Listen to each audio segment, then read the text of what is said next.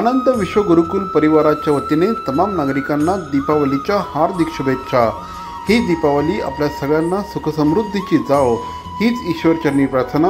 पुनश्च एकदा प्राध्यापक प्रदीप ढवळ आणि आनंद विश्व गुरुकुल परिवाराच्या वतीने तमाम नागरिकांना दीपावलीच्या हार्दिक शुभेच्छा। आदिवासी क्रांती सेनेचे अध्यक्ष श्री अनिल भांगले यांच्या वतीने तमाम ठाणेकर नागरिकांना दिवाळीच्या हार्दिक शुभेच्छा। ही दीपावली आपल्या सगळ्यांना सुखसमृद्धीची जाव हीच परमेश्वराच्या चरणी प्रार्थना। पुनश्च एकदा तमाम आदिवासी बांधवांना आदिवासी क्रांती सेनेचे अध्यक्ष श्री अनिल भांगले यांच्या वतीने दीपावलीच्या हार्दिक शुभेच्छा। ठाणे जिल्हा मध्यवर्ती सहकारी बँकेचे संचालक श्री अनिल मुंबईकर यांच्या वतीने तमाम नागरिकांना दीपावलीच्या हार्दिक शुभेच्छा। ही दिवाळी आपल्या सगळ्यांना सुखसमृद्धी समाधानाची जाव हीच परमेश्वराच्या चरणी प्रार्थना। पुनश्च एकदा श्री अनिल मुंबईकर यांच्या वतीने तमाम नागरिकांना दीपावलीच्या हार्दिक शुभेच्छा। स्वप्नील दुनियेतला सोनेरी आविष्कार भवानी ज्वेलर्स। मनमोहक दागिन्यांचे नानाविध प्रकार भवानी ज्वेलर्स। तत्पर ग्राहक सेवेला सचोटीचा आधार भवानी ज्वेलर्स। विश्वासाची दीर्घ परंपरा अर्थात Bhavani jewellers. Bhavani jewellers ice factory Talao Pali आणि स्टेशन रोड ठाणे। ज्येष्ठ नेते श्री दशरथ दादा पाटील यांच्या वतीने तमाम नागरिकांना दीपावलीच्या हार्दिक हार्दिक शुभेच्छा।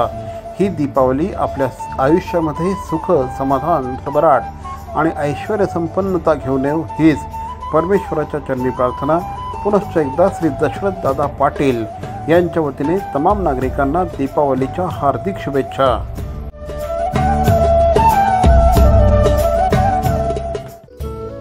ठाणे शहरातील ज्येष्ठ शिवसैनिक श्री ज्ञानेश्वर गायकवाड यांच्या वतीने तमाम ठाणेकर नागरिकांना तमाम शिवसैनिकांना दीपावलीच्या हार्दिक शुभेच्छा। ही दीपावली आपल्या सगळ्यांना सुखसमृद्धी भरभराट आरोग्य आणि ऐश्वर्य संपन्न जावो हीच परमेश्वराच्या चरणी प्रार्थना। पुनश्च एकदा ठाणे शहरातील ज्येष्ठ शिवसैनिक श्री ज्ञानेश्वरजी गायकवाड यांच्या वतीने तमाम ठाणेकर नागरिकांना दीपावलीच्या हार्दिक शुभेच्छा।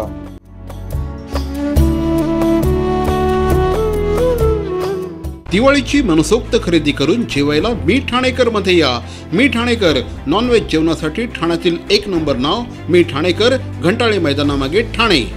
CP Goenka International School, nurturing talent at young age for scholastics, sports and performing arts in global perspective.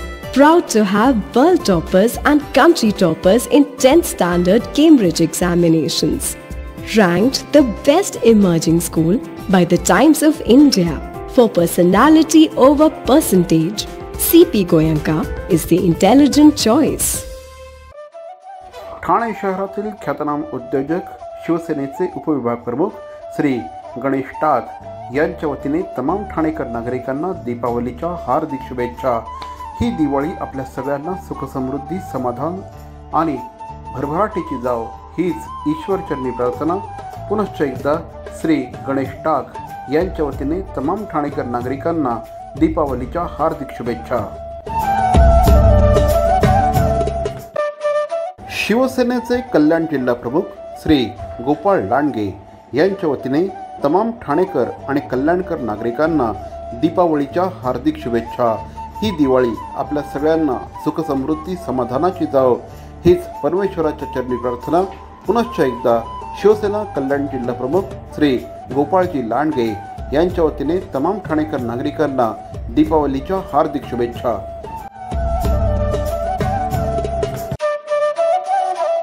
ठाण्याचे माजी महापौर श्री HS पाटील यांच्या वतीने तमाम नागरिकांना दीपावलीच्या हार्दिक शुभेच्छा। ही दिवाळी आपल्या सगळ्यांना सुखसमृद्धीची जावो हीच ईश्वराच्या चरणी प्रार्थना। पुनश्च एकदा ठाण्याचे माजी महापौर श्री HS पाटील यांच्या वतीने तमाम नागरिकांना दीपावलीच्या हार्दिक शुभेच्छा।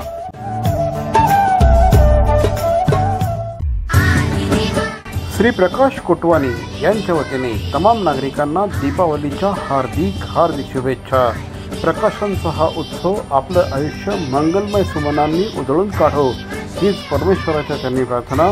पुनश्च एकदा श्री प्रकाश कोटवानी यांच्या वतीने तमाम नागरिकांना दीपावलीच्या हार्दिक शुभेच्छा।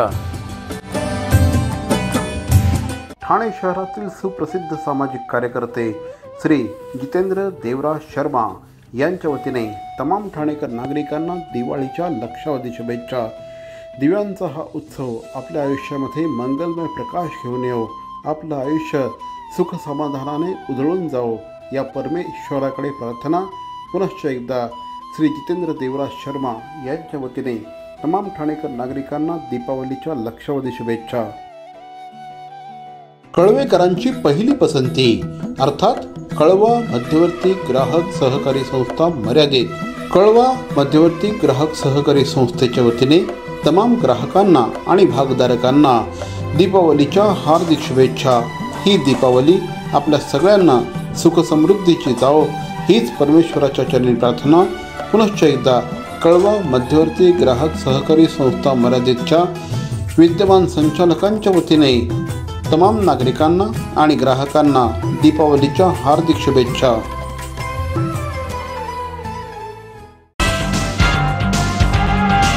नमस्कार। सांधेदुखी हा आपल्याकडे अतिशय कॉमनली विशेषतः 45-50च्या वयापासून सुरू होणारा आजार आहे आणि हा आजार एवढा भयंकर असतो की अनेकदा नको ते चालणं, नको ते उठणं बसणं अशा प्रकारची गत होते आणि अक्षरशः चालता बोलता माणूस, हसताना खेळणारा माणूस या सगळ्या विकारामुळे त्याला अक्षरशः त्याचं जीवन नकोसं होतं। दैनंदिन काम करणं देखील अवघड होऊन जातं आणि आनंदामध्ये असलेलं जे जीवन असतं हे अतिशय दुःखमय होऊन जातं। मात्र याच्यावर उपचार शक्य आहे। आयुर्वेदामध्ये अतिशय प्रभावी पद्धतीने यावर उपचार केले जातात आणि या संदर्भात आयुर्वेद आणि सांधेदुखी या संदर्भात बातचीत करण्यासाठी आत्ता आपल्याबरोबर आहेत डॉक्टर पूर्णेश्वर सावंत। सर नमस्कार। ठाणे वर्तमानमध्ये आपलं हार्दिक हार्दिक हार्दिक स्वागत। पूर्णेश्वर सावंत, डॉक्टर पूर्णेश्वर सावंत हे गोल्ड मेडलिस्ट आहेत। महाराष्ट्र विद्यापीठातनं त्यांनी MS आयुर्वेद केलेलं आहे आणि गेले साधारणपणे 14 वर्षांपासून ते प्युअर आयुर्वेदिक प्रॅक्टिस करत आहेत। प्युअर आयुर्वेदिक वर मी जोर अशासाठी दिलेला आहे की हल्ली प्युअर आयुर्वेदिक प्रॅक्टिस करणारे फार कमी लोक राहिलेले आहेत, परंतु आयुर्वेदामध्ये जी ताकद आहे ती सर्वतोपरी आहे असं डॉक्टरांचं म्हणणं आहे। आजवर जवळपास 10,000 पेक्षा जास्त पेशंट्सवर त्यांनी उपचार केले आहेत आणि अनेकांना त्यांनी सांधेदुखी आणि इतरही आजारांपासून मुक्त केलेलं आहे। त्यांचं असं म्हणणं आहे की जर आयुर्वेदिक उपचार चांगल्या पद्धतीने केले तर नी रिप्लेसमेंट सुद्धा थांबवता येऊ शकतं किंवा ते प्रोलॉंग करता येऊ शकतं। या संदर्भात आपण आज बातचीत करत आहोत डॉक्टर पूर्णेश्वर सावंत यांच्याशी। सर पुन्हा एकदा आपलं हार्दिक स्वागत। मला सांगा की तुम्ही म्हणताय की आयुर्वेदामध्ये एवढी ताकद आहे की आज नी रिप्लेसमेंट ही अनेक लोकांना बऱ्याचदा सजेस्ट केली जाते। गुडघेदुखीचा त्रास असल्यानंतर नी रिप्लेसमेंट हे अतिशय कॉमन, म्हणजे आम्ही त्याला TKR म्हणतो आणि ते इट इज व्हेरी कॉमन। आणि तुम्ही म्हणताय की आयुर्वेदाच्या माध्यमातून नी रिप्लेसमेंट टाळता येऊ शकते, कसं काय? सांधेदुखी म्हटली की बऱ्याच पेशंट्सना नी रिप्लेसमेंट सर्जरी सजेस्ट केली जाते आणि मग पेशंट्सना असं वाटतं की आता याच्या पुढे काही पर्यायच नाही राहिला, आपल्याला ऑपरेशन केल्याशिवाय चालताच येणार नाही आहे। पण आज गेल्या 15 वर्षांच्या माझ्या अनुभवामध्ये मी हे बघितलेलं आहे की जर का आपण योग्य पद्धतीने निदान केलं, आजाराचं मूळ कारण समजून घेतलं आणि नाडी परीक्षण घेतलं तर आयुर्वेदामध्ये असंख्य अशा वनस्पती आपल्याकडे उपलब्ध आहेत। त्यामुळे कुठल्याही आजारावरती एकच फॉर्म्युला न बनवता प्रत्येक रुग्णाच्या आजाराप्रमाणे आपण योग्य अशी वनस्पत्या, योग्य अशा आयुर्वेदिक औषधी उपचार आणि सर्वात महत्त्वाचं म्हणजे योग्य असं पंचकर्म पेशंटला सजेस्ट करतो आणि त्यामुळे प्रत्येक पेशंटसाठी आपल्याकडे एक युनिक अशी ट्रीटमेंट असते। आपल्याकडे कुठलीच अशी जनरलाइज ट्रीटमेंट नाही आहे। प्रत्येक पेशंटला आपण कस्टमाइज ट्रीटमेंट देतो आणि त्यामुळेच पेशंटच्या मूळ कारणावरती आपण काम करतो आणि त्यामुळे पेशंट्सना लगेचच बरं वाटतं आणि अशा असंख्य पेशंट्सना आपण नी रिप्लेसमेंट सर्जरी करण्यापासून टाळलेलं आहे। एक्झॅक्टली, म्हणजे त्यांच्याकडे असे अनेक उदाहरणं आहे किंवा स्क्रीनमध्ये सुद्धा आता आपल्याला ज्या पेशंट्स दिसत आहेत त्या पेशंटची बिफोर आणि आफ्टर प्रगती बघून आपल्याला निश्चितपणे जाणवतं की आयुर्वेदाच्या माध्यमातून आपण नी रिप्लेसमेंट डेफिनेटली टाळू शकतो किंवा ती प्रोलॉंग करू शकतो. सर मला सांगा की लोकांची या संदर्भातली धारणा काय आहे? ज्यावेळेस पेशंट तुमच्याकडे येतो त्यावेळेस पेशंटच्या मनात एक्झॅक्टली काय असतं आणि तुम्ही त्यांना कशा पद्धतीने ह्या गोष्टी समजावून सांगता? सो आजकाल बरेच वेळेला सांधेदुखीमध्ये मेन जे सिम्पटम आहे, मेन जे लक्षण आहे ते सांधे दुखत असतात पेशंटचे. त्यामुळे ज्यावेळी ते कोणत्याही डॉक्टरांकडे जातात त्यावेळी त्यांना सर्वप्रथम pain killers, calcium supplement, vitamin D supplements आणि नंतर त्याहूनही जर का पेन कमी होत नसेल तर स्टिरॉइड्स हाच एक पर्याय सुचवला जातो. आणि एकदा काही स्टिरॉइड सुचवले गेले की मग आयुष्यभर ते स्टिरॉइड्स घ्यावे लागणार अशी पेशंटची धारणा, मानसिकता झालेली असते. पण त्यातून हळूहळू वेगवेगळे साईड इफेक्ट्स पेशंट्सला व्हायला लागतात आणि मग त्यामुळे त्यावेळी आमच्याकडे ज्यावेळी पेशंट येतात त्यावेळी त्यांना ऑलरेडी खूप सारे साईड इफेक्ट्स हे होत असतात. सो त्यावेळी सर्वप्रथम आपण ग्रॅज्युअली त्यांचे जे ॲलोपॅथीचे मेडिसिन्स आहेत, जे पेन किलर्स आहेत, स्टिरॉइड्स आहेत ते कमी कमी करत नेतो आणि आपली औषधं हळूहळू सुरू करत नेतो. आणि मग त्यावेळी आपल्याला बघायला मिळतं की साईड इफेक्ट्स पण त्यांच्या औषधांचे कमी होत आहेत आणि दुखणं सुद्धा पेन किलर, स्टिरॉइड्स न घेता हळूहळू कमी होत आहे. सो अशा पद्धतीने खूप चांगला रिझल्ट येतो जर का आपण योग्य पद्धतीने आयुर्वेदिक औषधं सुरू केली त्यांच्यासाठी. जनरली सांधेदुखी म्हटली की आमची आजी वगैरे म्हणायची अरे काय वात भरलाय तुला, बरोबर आहे? बरोबर. आणि त्याचं सांधेदुखीचं आणि वातविकार यांचं खूप जास्त कनेक्शन असतं. तुम्हाला सांगा सांधेदुखी म्हणजे वातविकारच का? अच्छा, मी खूप चांगला प्रश्न विचारलाय. हे बऱ्याच पेशंट्सना असं वाटतं, म्हणजे ज्यावेळी पेशंट आमच्या क्लिनिकमध्ये येतात त्यावेळी त्यांचंही असं म्हणणं असतं की डॉक्टर आम्हाला वाताचा त्रास आहे. पण आपल्याला हे माहिती आहे का की वाताचे असंख्य प्रकार आयुर्वेदात सांगितलेले आहेत आणि बरेच वेळेला हा वात एकटाच सांध्यांमध्ये जात नाही. काही वेळेला तो विकृत कफाला घेऊन जातो, काही वेळेला तो विकृत रक्तदोषाला घेऊन जातो, काही वेळेला आपल्या शरीरातील अपाचित घटक ज्याला आपण आयुर्वेदात आमदोष असं म्हणतो त्यांनाही घेऊन तो काही काही वेळेला त्या सांध्यांच्या ठिकाणी जात असतो. आणि मग अशा पद्धतीने वेगवेगळ्या रुग्णांमध्ये वेगवेगळी लक्षणं आपल्याला बघायला मिळतात. जसं कधी कधी स्टिफनेस खूप जास्त असतो, कधी कधी सूज खूप जास्त असते, कधी कधी लालसरपणा खूप जास्त असतो, कधी कधी वेदना खूप जास्त असतात, कधी कधी संचारित वेदना असतात, कधी कधी एकाच ठिकाणी वेदना होत असतात. सो त्याप्रमाणे कुठला दोष, कुठला घटक वातासोबत प्रकोपित झालेला आहे हे आपल्याला शोधणं गरजेचं आहे. म्हणजे नुसतं वातच नाही तर वातासोबत इतर घटक सुद्धा ह्याच्यामध्ये इन्व्हॉल्ड असतात. याचा विचार आपण करायला पाहिजे. आपण नुसतं जर का वाताला कमी करायचंय असाच विचार करून जरी आयुर्वेदिक औषधं सुरू केली तर त्याचाही पेशंटला रिझल्ट येत नाही. त्यामुळे बरेच पेशंट असेही आहेत की ज्यांनी बऱ्याच पंचकर्म वगैरे घेतलेले असतात पण तरीही त्यांना रिझल्ट आलेला नसतो. याचं कारण म्हणजे वातासोबत इतर कुठले घटक प्रकोपित झालेत याचाही अभ्यास करणं आणि नाडी परीक्षण करून याचंही योग्य निदान करणं गरजेचं आहे. एक्झॅक्टली. पण आता तुम्ही निदानावर आलेला आहात. पण माझा पुढचा प्रश्न हाच आहे की ज्यावेळेस एखादा सांधेदुखीचा रुग्ण तुमच्याकडे येतो त्यावेळेस त्याचं निदान एक्झॅक्टली तुम्ही कशा पद्धतीने करता? कारण तुम्ही आता खूप सारे वाताचे प्रकार तुम्ही खूप सारे सांगितलेले आहेत की बऱ्याचदा वात सांध्यांमध्ये जाऊन बसतो, कधी कधी तो कफला घेऊन जातो आणि त्याच्यामुळे वेगवेगळ्या प्रकारचे हे सगळे विकार असतात. नेमका एखाद्या रुग्णाला कशा प्रकारचा वातविकार आहे, कशामुळे त्याला सांधेदुखी होते आहे याचं निदान एक्झॅक्टली तुम्ही कशा पद्धतीने करता? इंग्लिशमध्ये त्याला, मराठीत त्याला डायग्नोसिस म्हणतात. बरोबर आहे. सो डायग्नोसिस म्हटलं ना की आजकाल सगळ्यांना माहिती आहे की आपल्याला एक्सरे करायचा आहे, आपल्याला MRI करायचं आहे, आपल्याला CT स्कॅन करायचं आहे, सोनोग्राफी करायची आहे. पण हे सगळं तर गरजेचं आहेच आजकालच्या आधुनिक जे प्रोग्रेस झालेला आहे मी म्हणेन रिसर्चमध्ये, सायंटिफिक गोष्टींमध्ये. त्यामुळे त्या सगळ्या गोष्टी करणं गरजेचं आहेच. पण त्यासोबतच आयुर्वेदिक पद्धतीने 3 प्रकार सांगितलेले आहेत. ते म्हणजे बेसिक प्रकार डायग्नोसिसचे, दर्शन, स्पर्शन आणि प्रश्न. ह्या 3 गोष्टी खूप महत्वाच्या आहेत. की सर्वात पहिले पेशंट कसा चालतोय, तो कसा बसतोय, तो कसा उठतोय हे ऑब्झर्व करणं म्हणजे दर्शन परीक्षण. पेशंटला नुसतं बघूनच आम्हाला कळलं पाहिजे की त्याला काय एक्झॅक्टली त्रास होतोय. त्याच्यानंतर स्पर्श म्हणजे सांध्याला स्पर्श करून सुद्धा आपल्याला कळतं की ह्याच्यामध्ये कुठला दोष, कुठला घटक हा विकृत झालेला असेल तर व्यवस्थित सांध्यांचं एक्झामिनेशन करणं हात लावून हे खूप महत्वाचं आहे. आणि तिसरं म्हणजे प्रश्न, म्हणजे पेशंटला प्रश्न विचारणं की जसं मी म्हटल्याप्रमाणे की सूज येते का, संचारित वेदना आहेत की एकाच ठिकाणी लोकलाइज्ड आहेत, किंवा सकाळी उठल्यावर आखडल्यासारखं वाटतं का, हे असे वेगवेगळे प्रश्न पेशंटला विचारले गेले पाहिजे. हे झालं की त्याच्यानंतर आपण पेशंटची पूर्ण हिस्ट्री घेतो की पेशंटची जन्मापासून ते आत्ताच्या वयापर्यंत काय काय त्यांच्या त्यांच्या लाईफमध्ये इव्हेंट्स होऊन गेलेले आहेत, ते राहायला कुठे होते, कुठला आधी ऍक्सिडेंट झालेला आहे का, इतर कुठल्या गोळ्या गोळ्या औषधं घेतल्या आहेत का, या सगळ्याचा आपण अभ्यास करतो आणि नंतर आपण नाडी परीक्षण करतो. सो या नाडी परीक्षणामुळे आपल्याला व्यवस्थित कळतं की कुठल्या कारणामुळे ह्यांच्या शरीरातले दोष प्रकोपित झालेले आहेत आणि कोणत्या पद्धतीची ट्रीटमेंट आपल्याला त्यांना सुरू करता येईल. एक्झॅक्टली. आयुर्वेदामध्ये पंचकर्माला खूप महत्व आहे, पण या पंचकर्माचा सटीक उपयोग करणं, परफेक्ट उपयोग करणं हे इम्पॉर्टंट असतं. आणि सांधेदुखीमध्ये पंचकर्माला अनन्यसाधारण अशा प्रकारचं महत्त्व असतं.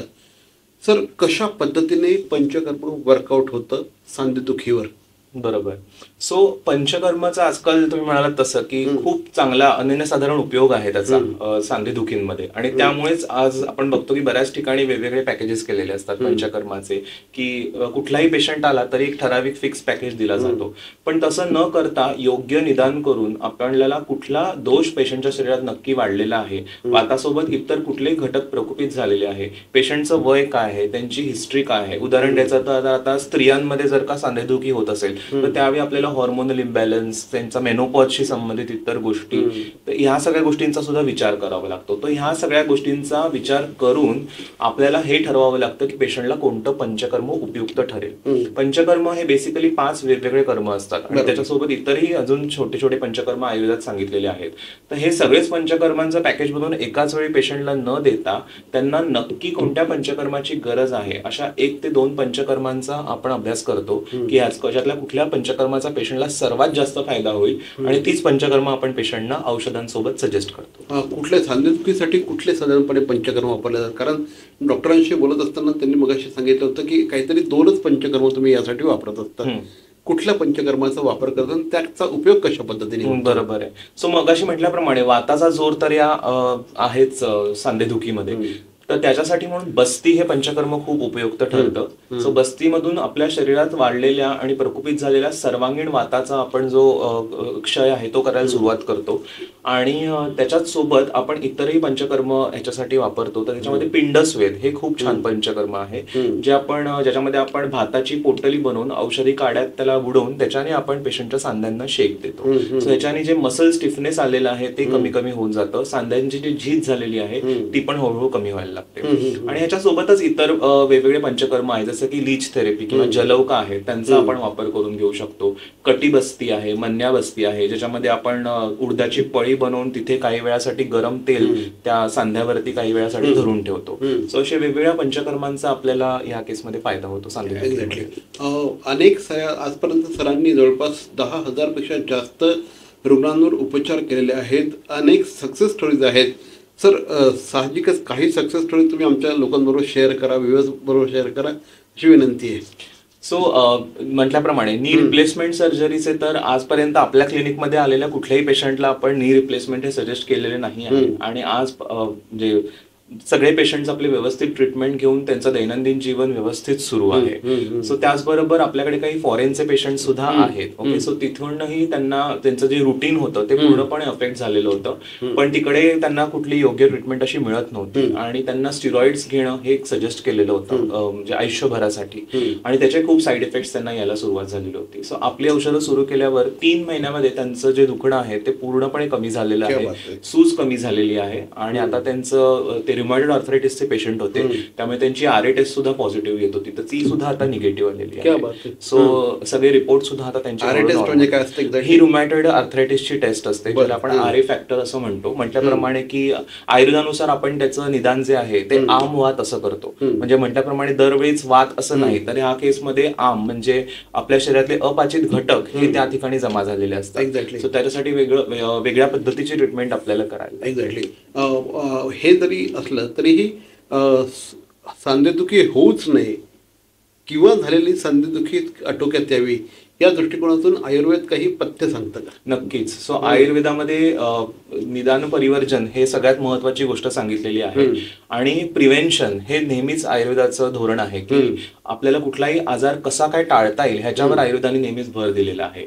सो त्याच्यामध्ये आता आपण जर का बघितलं तर आपल्या शरीरामध्ये ज्यावेळी कुठले जर्म्स बसणारी जी प्रक्रिया आहे त्या आपल्याला कंट्रोलमध्ये आणायच्या असतात. कारण की जर्म्स जेव्हा आपल्या शरीराला बसतात त्यावेळी त्याच्यामध्ये वाताची वृद्धी जी आहे ती ती होत असते. त्याच्यामुळे मी नेहमी सांगतो की जर का तुम्ही बाईक ट्रॅव्हलर आहात तर तुम्ही मध्ये मध्ये स्नेहन स्वेदन करून घेणं, आयुर्वेदिक तेलांनी शरीराला मालिश करणं, वाफ घेणं हे खूप गरजेचं आहे. त्याच्यामुळे तुमच्या शरीरातला वाढलेला वात जो आहे तो वेळोवेळी कंट्रोलमध्ये येईल. ओके. तसंच पावसाळ्यात निसर्गतः वाताची वृद्धी होत असते. त्याच्यामुळे पावसाळा सुरू झाला की एक शरीराचं सर्व्हिसिंग म्हणून आपण जर का बस्ती करून घेतली तर तुम्हाला नंतर पुढच्या वयामध्ये संधिवात डेफिनेटली होणार नाही, वाताचे विकार डेफिनेटली होणार नाही. आपण आपल्या घरातल्या सर्व अप्लायन्सेसचं एएमसी करतो. तसंच मी म्हणेन की पंचकर्म आणि बस्ती हे वातविकार होऊ नये यासाठी एएमसी आहे. वर्षातून एकदा बस्ती करून घ्या आणि मग तुम्हाला कुठलेही वातविकार होणार नाही. त्याचबरोबर आहारामध्ये जर का आपण विचार केला तर खूप जास्त आंबवलेले पदार्थ किंवा कडधान्य, वृक्ष पदार्थ हे टाळावेत, म्हणजे वातविकार तुम्हाला होणार नाही. दही वगैरे खायचं की नाही? कसं आहे की प्रत्येक पेशंटला, आता ह्याच्यामध्ये सुद्धा पथ्य आपण सगळ्यांना सेम नाही आहे. प्रत्येक पेशंटचं निदान करून त्यांना 1 ते 2 गोष्टी ज्या सर्वात जास्त त्रासदायक ठरतायत तेच पथ्य आपण सांगतो. त्याच्यामुळे आपले सर्व पेशंट्स आपले पथ्य व्यवस्थित फॉलो करतात, कारण त्यांना आपण फार पथ्य देत नाही. एक्झॅक्टली. आता हे जे आमचे व्ह्युअर्स असतात ना, हे फक्त ठाण्यातले नसतात, हे पूर्ण देशभर पसरलेले व्ह्युअर असतात, काही परदेशात सुद्धा असतात. कारण माझे काही मित्र आहेत जे US मध्ये आपले सगळे जे इंटरव्ह्यूज असतात हे व्हायरल करत असतात. मला सांगा की तुम्ही ऑनलाईन सुद्धा कन्सल्टेशन करता का? हो हो. काय पद्धत आहे तुमची? सो आपण ऑनलाईन कन्सल्टेशन करतो, आपण व्हिडिओ कन्सल्टेशन सुद्धा करतो आणि पेशंटची प्रॉपर हिस्ट्री एक्झामिनेशन करून, आता अशा पेशंटमध्ये आपल्याला नाडी परीक्षण नाही करता येत, पण आपण त्यांची नखं, त्यांची जीभ, त्यांचे डोळे व्यवस्थित आपण सांध्याचं एक्झामिनेशन करून घेतो. त्यांना काही रिपोर्ट्स करायला सांगतो आणि व्हॉट्सअप किंवा इतर ऍप्सद्वारा आपण त्यांना रिपोर्ट्स पाठवायला सांगतो आणि मग ते आले की मग आपण त्यांना औषधी वगैरे पाठवतो. आता ह्याच्यामध्ये बरेच वेळेला काही तेल वगैरे पण आपण पाठवतो, ज्याने आपण पेशंटना घरच्या घरीच काही पंचकर्म, काही लघु पंचकर्म ही करायला सांगतो. सो त्याच्याने सुद्धा पेशंट्सना भरपूर फायदा येतो. आणि आज ऑस्ट्रेलिया, USA, दुबई या ठिकाणी आपले ऑलरेडी बरेच सांधेदुखीचे पेशंट आहेत ज्यांना आपल्या औषधांनी खूप चांगला रिझल्ट आला. क्या बात आहे, बहुत बढिया. तर हे आहेत डॉक्टर पूर्णेश्वर सावंत. ते गोल्ड मेडलिस्ट आहे, त्यांनी MS आयुर्वेदा केलेला आहे आणि त्याच्यामध्ये ते गोल्ड मेडलिस्ट आहे आणि जवळपास गेले 14 वर्षांचा अनुभव आहे. 10,000 पेशंटची लिगसी त्यांच्याकडे आहे आणि सांधेदुखी ही निश्चितपणे क्युअर होऊ शकते. आयुर्वेदामध्ये अनेक उत्तमोत्तम उपचार आहेत. प्युअरली आयुर्वेदाची प्रॅक्टिस करणारे हे डॉक्टर आहेत. आणि सर, आमच्याशी बोललात त्याबद्दल धन्यवाद. जाता जाता आमच्या पेशंट्सना काय सांगाल?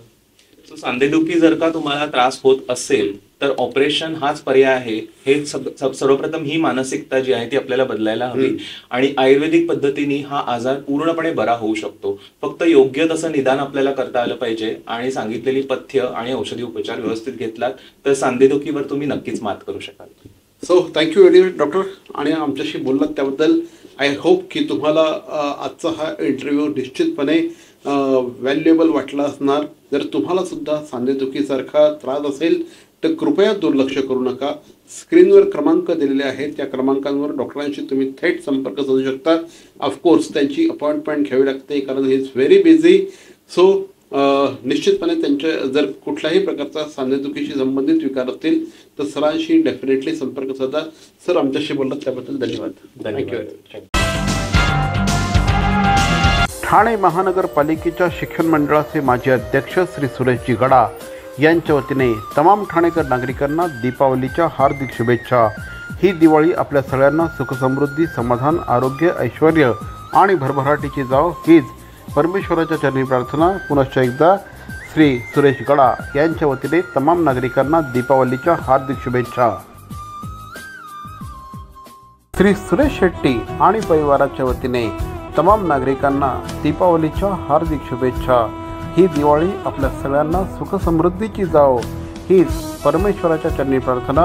पुनश्च एकदा श्री सुरेश शेट्टी आणि परिवाराच्या वतीने तमाम नागरिकांना दीपावलीच्या हार्दिक शुभेच्छा. ठाणे महानगरपालिकेतील माजी नगरसेविका ताई मारुती भोंडवे यांच्या वतीने तमाम ठाणेकर नागरिकांना दीपावलीच्या हार्दिक हार्दिक शुभेच्छा. ही दीपावली आपल्या सगळ्यांना सुख, समाधान, ऐश्वर संपन्न जाव हीच परमेश्वराकडे प्रार्थना. पुनश्च एकदा ठाणे महानगरपालिकेतील माजी नगरसेविका ताई मारुती भोंडवे यांच्या वतीने तमाम नागरिकांना दीपावलीच्या लक्षावधी शुभेच्छा। ठाणे महानगरपालिकेच्या स्थायी समितीच्या माजी सभापती वीणा भाटिया यांच्या वतीने तमाम ठाणेकर नागरिकांना दीपावलीच्या हार्दिक शुभेच्छा। येणारी दीपावली आपल्या सगळ्यांना सुखसमृद्धी समाधानाची जाओ हीच परमेश्वराच्या चरणी प्रार्थना। पुनश्च एकदा ठाणे महानगरपालिकेच्या स्थायी समितीच्या माजी सभापती वीणा भाटिया यांच्या वतीने तमाम ठाणेकर नागरिकांना दीपावलीच्या हार्दिक शुभेच्छा। ठाणे शहरातील ख्यातनाम उद्योजक श्री विकास दाभाडे यांच्या वतीने तमाम ठाणेकर नागरिकांना दिवाळीच्या हार्दिक शुभेच्छा। दिव्यांचा हा उत्सव आपल्या आयुष्यात मंगलमय प्रकाश घेऊन येवो हीच परमेश्वराच्या चरणी प्रार्थना। पुनश्च एकदा ठाणे शहरातील ख्यातनाम उद्योजक श्री विकास दाभाडे यांच्या वतीने तमाम ठाणेकर नागरिकांना दीपावलीच्या हार्दिक शुभेच्छा। ठाणे काँग्रेसचे अध्यक्ष श्री विक्रांत चव्हाण यांच्या वतीने तमाम ठाणेकर नागरिकांना दीपावलीच्या लक्षावधी शुभेच्छा। ही दिवाळी आपल्या सगळ्यांना सुखसमृद्धी समाधान भरभराट आरोग्य आणि ऐश्वर्य संपन्न जाओ हीच परमेश्वराच्या चरणी प्रार्थना। पुनश्च एकदा श्री विक्रांत चव्हाण यांच्या वतीने तमाम ठाणेकर नागरिकांना दीपावलीच्या हार्दिक शुभेच्छा। राष्ट्रवादी काँग्रेसचे ठाणे शहर युवक काँग्रेस अध्यक्ष श्री वीरू वाघमारे यांच्या वतीने तमाम नागरिकांना दीपावलीच्या हार्दिक शुभेच्छा। ही दिवाळी आपल्या सगळ्यांना सुखसमृद्धीची जाओ हीच परमेश्वराच्या चरणी प्रार्थना। पुनश्च एकदा श्री वीरू वाघमारे यांच्या वतीने तमाम नागरिकांना दीपावलीच्या हार्दिक शुभेच्छा। एकता डेव्हलपर्स आणि श्री यज्ञेश भोईर यांच्या वतीने तमाम ठाणेकर नागरिकांना दीपावलीच्या हार्दिक शुभेच्छा। ही दीपावली आपल्या सगळ्यांना सुखसमृद्धीची जाओ हीच परमेश्वराच्या चरणी प्रार्थना। पुनश्च एकदा एकता डेव्हलपर्स आणि श्री यज्ञेश भोईर यांच्या वतीने तमाम ठाणेकर नागरिकांना दीपावलीच्या लक्षावधी शुभेच्छा। स्वप्नील दुनियेतला सोनेरी आविष्कार भवानी ज्वेलर्स, मनमोहक दागिन्यांचे नानाविध प्रकार भवानी ज्वेलर्स, तत्पर ग्राहक सेवेला सचोटीचा आधार भवानी ज्वेलर्स, विश्वासाची दीर्घ परंपरा अर्थात Bhavani jewellers. Bhavani jewellers, ice factory, Talao Pali आणि स्टेशन रोड, ठाणे। सर्वसामान्य माणूस एक्सपोर्ट इम्पोर्टचा व्यवसाय करू शकत नाही।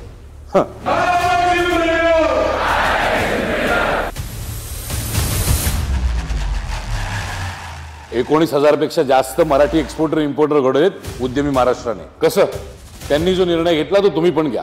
चला उद्यमी महाराष्ट्र घडूया। सर्व प्रकारच्या मंगल समारंभांसाठी स्वर्गीय रामचंद्र ठाकूर बँक्वेट हॉल, सर्व प्रकारच्या अत्याधुनिक सोयीसुविधांनी युक्त परिपूर्ण AC banquet hall, Lokmanya Nagar, पाडा नंबर 1। बुकिंगसाठी संपर्क 7715025607। राजस्थान प्रगति मंडळाचे अध्यक्ष श्री राकेश मोदी, इनकी तरफ से सभी राजस्थानी भाइयों और सभी भाइयों को दिवाली की लाख लाख शुभकामनाएं। यह दिवाली आपके जीवन में सुख समृद्धि शांतता एवं संपन्नता लेके आए, यही भगवान से प्रार्थना। पुनश्च एक बार राजस्थान प्रगति मंडल के अध्यक्ष श्री राकेश जी मोदी, इनकी तरफ से सभी भाइयों को दीपावली की हार्दिक शुभकामनाएं। ठाणे महानगरपालिकेच्या स्थायी समितीचे माजी सभापती श्री राम रेपाळे यांच्या वतीने तमाम ठाणेकर नागरिकांना दीपावलीच्या हार्दिक शुभेच्छा। ही दीपावली आपल्या सगळ्यांना सुखसमृद्धीची जाओ हीच परमेश्वराच्या चरणी प्रार्थना। पुनश्च एकदा श्री रामभाऊ रेपाळे यांच्या वतीने तमाम ठाणेकर नागरिकांना दिवाळीच्या लक्षावधी शुभेच्छा। हॉटेल रंगला पंजाब यांच्या वतीने तमाम नागरिकांना दीपावलीच्या लक्षावधी शुभेच्छा। ही दिवाळी आपल्या सगळ्यांना सुख समाधान आणि भरभराटीची जाओ हीच परमेश्वराच्या चरणी प्रार्थना। पुनश्च एकदा हॉटेल रंगला पंजाब यांच्या वतीने तमाम नागरिकांना दीपावलीच्या हार्दिक शुभेच्छा। श्री रत्नाकर शेट्टी यांच्या वतीने तमाम नागरिकांना दीपावलीच्या हार्दिक शुभेच्छा। दिव्यांचा हा उत्सव आपलं आयुष्य मंगलमय सुमनांनी भारून टाको हीच परमेश्वराच्या चरणी प्रार्थना। पुनश्च एकदा श्री रत्नाकर शेट्टी यांच्या वतीने तमाम नागरिकांना दीपावलीच्या हार्दिक शुभेच्छा। श्री सचिन भोसले यांच्या वतीने तमाम नागरिकांना दीपावलीच्या हार्दिक शुभेच्छा। सर्व नागरिकांना दीपावली सुख समृद्धी समाधान शांतता भरभराट आणि आरोग्य संपन्न जावो हीच परमेश्वराच्या चरणी प्रार्थना। पुनश्च एकदा उद्योजक श्री सचिन भोसले यांच्या वतीने तमाम नागरिकांना दीपावलीच्या हार्दिक शुभेच्छा। ठाणे शहरातील ख्यातनाम उद्योजक श्री संजय पाटील यांच्या वतीने तमाम ठाणेकर नागरिकांना दीपावलीच्या हार्दिक शुभेच्छा। ही दिवाळी आपल्या सगळ्यांना सुखसमृद्धीची जावो हीच परमेश्वराच्या चरणी प्रार्थना। पुनश्च एकदा श्री संजय पाटील यांच्या वतीने तमाम ठाणेकर नागरिकांना दीपावलीच्या हार्दिक शुभेच्छा। ठाणे जिल्ह्यातील ज्येष्ठ सामाजिक कार्यकर्ते, रोटरी ठाणे डिस्ट्रिक्टचे काउन्सिलर आणि LICचे माजी विकास अधिकारी डॉक्टर सर्जेराव सावंत यांच्या वतीने तमाम नागरिकांना दीपावलीच्या हार्दिक शुभेच्छा। ही दीपावली आपल्या सगळ्यांना सुखसमृद्धीची जावो हीच परमेश्वराच्या चरणी प्रार्थना। पुनश्च एकदा श्री सर्जेराव सावंत यांच्या वतीने तमाम नागरिकांना दीपावलीच्या हार्दिक शुभेच्छा। ठाणे जिल्हा हाऊसिंग फेडरेशनचे अध्यक्ष श्री सीताराम राणे यांच्या वतीने तमाम नागरिकांना दीपावलीच्या हार्दिक शुभेच्छा। ही दिवाळी आपल्या सगळ्यांना सुख समृद्धी समाधान भरभराट आणि आरोग्य संपन्न जावो हीच परमेश्वराच्या चरणी प्रार्थना। पुनश्च एकदा श्री सीताराम राणे यांच्या वतीने तमाम नागरिकांना दीपावलीच्या हार्दिक शुभेच्छा।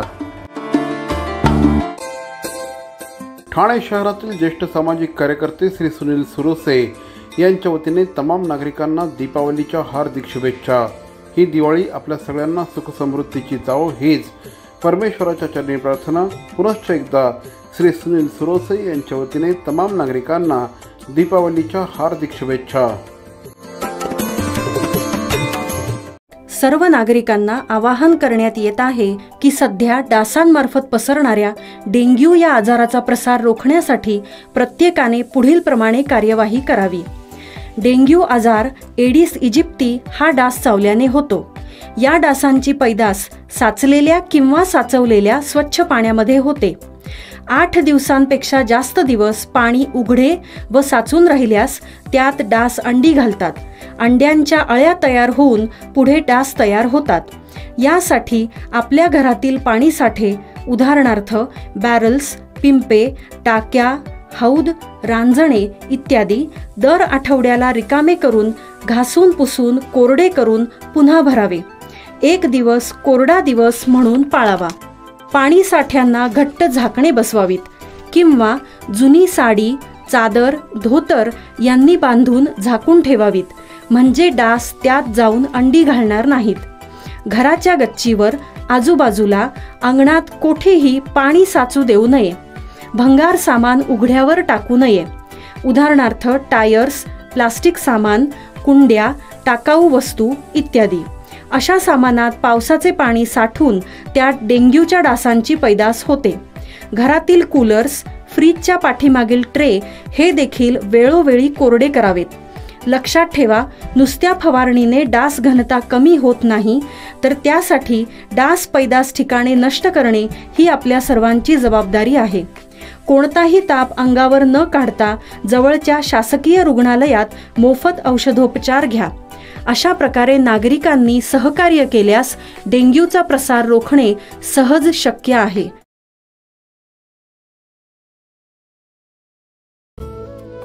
ठाणे शहरातील ज्येष्ठ सामाजिक कार्यकर्ते आणि क्रीडा कार्यकर्ते श्री कमलाकर पाटील यांच्या वतीने तमाम नागरिकांना दीपावलीच्या हार्दिक शुभेच्छा।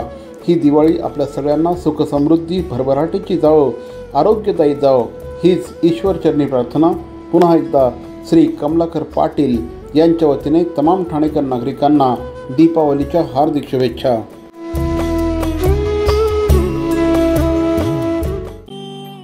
शिवसेनेचे घोडबंदर रोड विभाग प्रमुख श्री मुकेश ठोंबरे यांच्या वतीने तमाम ठाणेकर नागरिकांना दीपावलीच्या हार्दिक शुभेच्छा। ही दिवाळी आपल्या सगळ्यांना सुखसमृद्धीची जाव हीच परमेश्वराकडे प्रार्थना. पुनश्च एकदा श्री मुकेश ठोंबरे यांच्या वतीने तमाम नागरिकांना दीपावलीच्या हार्दिक शुभेच्छा.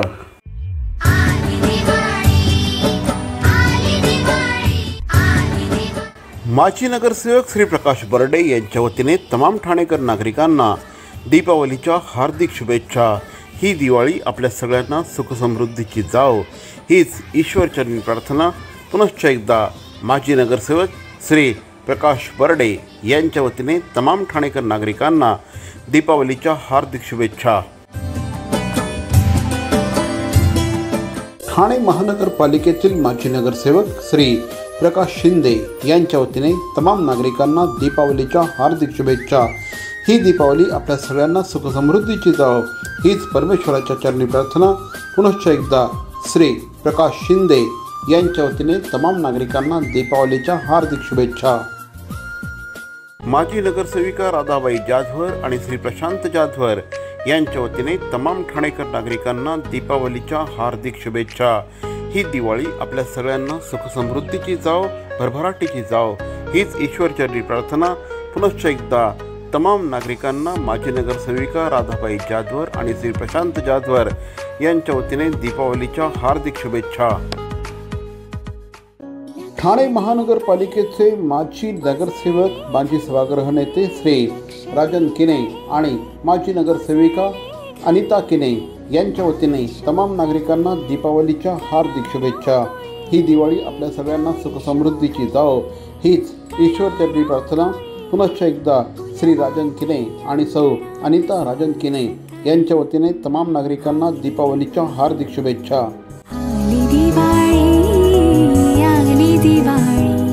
ठाणे जिल्हा मध्यवर्ती सहकारी बँकेचे अध्यक्ष श्री राजेंद्रजी पाटील यांच्या वतीने तमाम नागरिकांना दीपावलीच्या हार्दिक शुभेच्छा.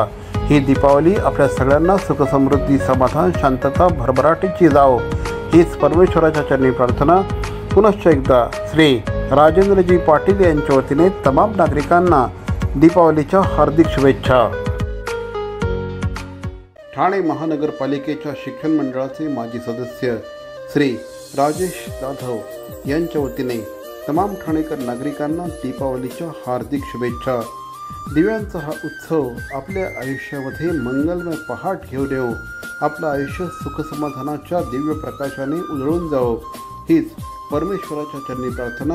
पुनश्च एकदा श्री राजेश जाधव यांच्या वतीने तमाम ठाणेकर नागरिकांना दीपावलीच्या हार्दिक शुभेच्छा.